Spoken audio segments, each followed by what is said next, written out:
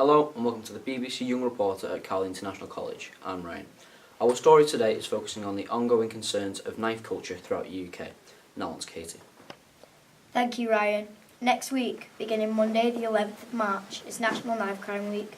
This is a time to raise awareness about knife crime in the UK. In the past 3 years, knife crime has risen by over 13,500 incidents, with 2016's total knife offences in the UK and Wales being 26,500, but in 2018 it had risen to 40,000 committed crimes. A large percentage of the offenders are 18 or over. In 2017, 36,000 knife offenders were committed, with 281 people being killed.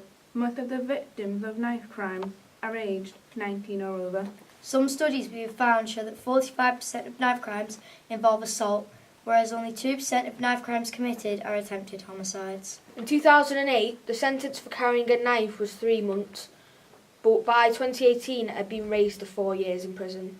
But sadly, after the knife crime had been decreasing for several years, it has yet again increased and is so high that it has become a national emergency.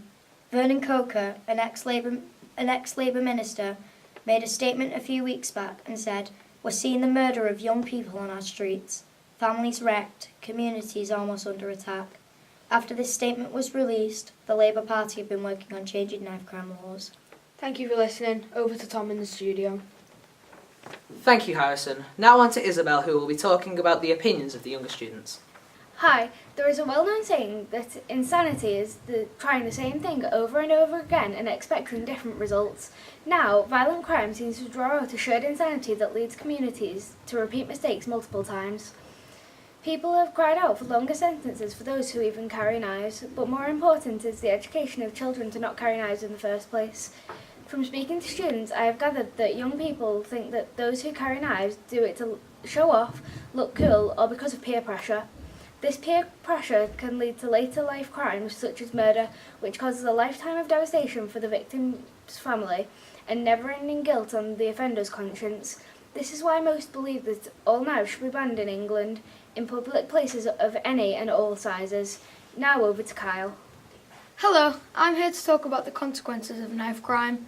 The number of 10 to 17-year-olds cautioned or sentenced for knife possession offences has risen by 16% since this time last year, with 2017 said to be one of the worst years in the last 4 decades for knife crime involving young people.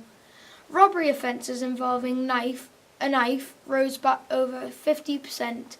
Also, police knife searches have gone down from 1.4 million people in a year in the UK to 400,000.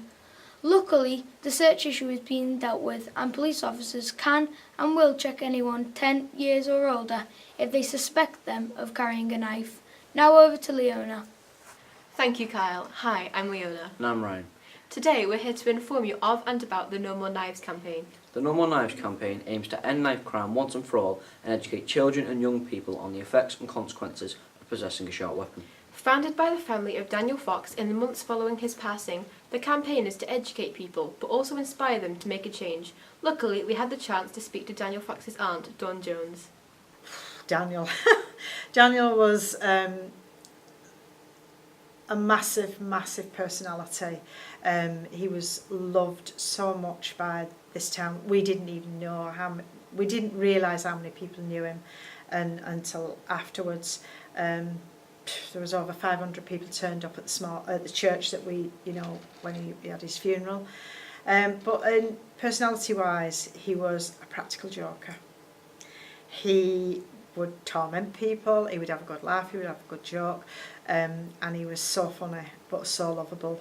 So he was working as on a one-to-one basis with autistic children, and that was sad because that was something he loved doing. He found his niche and he loved doing it. When we came out of court, what we said after 2 months of sitting in trial, listening to all the horrendous things that Daniel went through the knife crime, we came out of court and I just said to my family, right, he's taken Daniel, he's not going to take any more of us.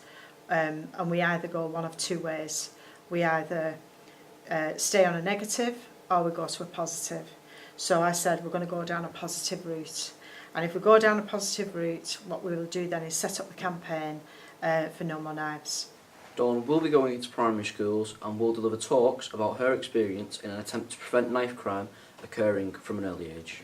They work closely with organisations in schools across the northwestern Yorkshire, such as Merseyside Police. The campaign has also worked with similar campaigns to create awareness challenges, such as the Stand By Me challenge. It started off with Adam Ellison's family in Prescott.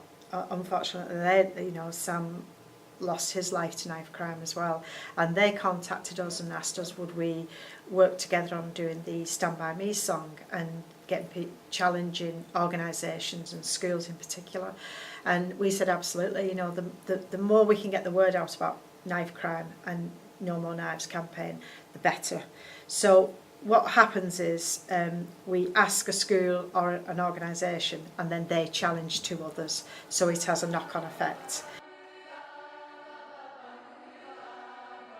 Daniel came to this school and it's just a massive link for us as well. It's memories for us that when Daniel was here, so we feel that the school's part of us as well, so that's why it was chosen. Thank you for watching the 2019 BBC Young Reporter from Cowley International College.